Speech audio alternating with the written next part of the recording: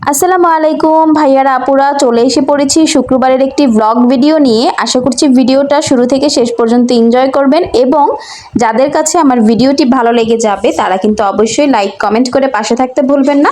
আর যারা এখনও আমার প্রোফাইলটাকে ফলো করেননি তারা অবশ্যই ফলো দিয়ে পাশে থাকবেন। আমার কাছে কেন জানি না মনে হয় গরুর মাংসটা হাতে মেখে তারপর রান্না করলে খেতে বেশি ভালো লাগে, সেজন্য আমি চেষ্টা করি সবসময় হাতে মেখে রান্না করার জন্য। আর আমি আজকে প্রেসার কুকারে গরুর মাংসটাকে রান্না করব, সেই জন্য সব উপকরণগুলো একসঙ্গে দিয়ে একদম ঢাকনাটাকে লক করে তারপর বসিয়ে দিব, দমে রান্না করব আর কি। তো এখানে আমি আমার পরিমাণ মতো গরুর মাংস নিয়ে নিয়েছি। তারপর হচ্ছে এখানে অ্যাড করেছি পেঁয়াজ কুচি, কাঁচামরিচ কুচি, তারপর গরম মশলা বাটা, জিরা বাটা, আদা বাটা, রসুন বাটা, হলুদের গুঁড়ো, আর হচ্ছে পরিমাণ মতো লাল মরিচের গুঁড়ো। আর এখন আমি অ্যাড করে দিব হচ্ছে লবণ। সব কিছু আর কি, মাংস রান্নার যা যা উপকরণ প্রয়োজন হয় সব কিছুই আমি একসঙ্গে মিশিয়ে তারপর হাতের সাহায্যে খুব ভালোভাবে মাংসটাকে মাখিয়ে নিব।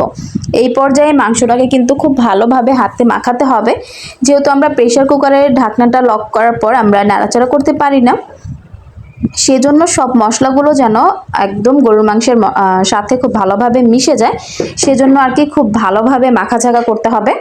খুব সুন্দর করে মাখতে মাখতে যখন দেখবো যে সবগুলো মাংসের গায়ে গায়ে হয়ে গিয়েছে মশলাগুলো, আর হচ্ছে খুব সুন্দর একটা ফ্লেভার বের হচ্ছে, তখন হচ্ছে আমি এখানে মশলা বাটা যে পানি ছিল, মানে বাটার পরে যে পাটা ধোয়া পানি ছিল সেটা এখানে অ্যাড করলাম। আর সর্বশেষ অ্যাড করে দিলাম হচ্ছে রান্নার রেগুলার যে সয়াবিন তেল থাকে সেটা। সরিষার তেল দিয়েও রান্না করা যায়, তবে আজকে আমি হচ্ছে সাদা তেলটা দিয়ে রান্না করেছি। আর এখানে হচ্ছে আমি প্রেসার কুকারের ঢাকনাটা দিয়ে গরুর মাংসগুলোকে অনেকক্ষণ হচ্ছে রান্না করেছি। অনেকক্ষণ বলতে গেলে হচ্ছে 15 মিনিটের মতো রান্না করেছি। এতেই হচ্ছে আমার মাংসটা সিদ্ধ হয়ে গিয়েছে। এখন হচ্ছে আমি করব কি, মাংসটাকে আলাদা একটা পাতিলে শিফট করব। তার কারণ হচ্ছে যদি আমি প্রেসার কুকারে আলুগুলো দিতাম তাহলে কিন্তু একদম বেশি গলে যেত, আমার কাছে আলুটা বেশি গলে গেলে ভালো লাগে না, সেজন্য হচ্ছে আমি আলাদা পাতিলে মাংসগুলো শিফট করে তারপর হচ্ছে আলুগুলোকেও অ্যাড করে দিয়েছি। আর এখন হচ্ছে মাংসগুলোর সঙ্গে আলুগুলোকে খুব ভালোভাবে আমি কষিয়ে নিব। খুব সুন্দরভাবে কষাতে কষাতে যখন আলুগুলো মোটামুটি আর কি সিদ্ধ হয়ে যাবে, তখন হচ্ছে আমি ঝোলের জন্য পানি অ্যাড করব।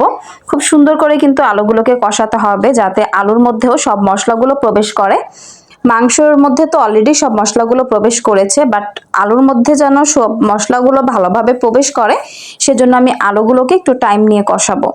তো এখন হচ্ছে আমি এখানে ঝোলের জন্য পরিমাণ মতো পানি অ্যাড করব। আপনারা যারা যতটুকু পরিমাণে ঝোল খেতে চান ততটুকু পরিমাণেই হচ্ছে পানি এখানে অ্যাড করে দিবেন।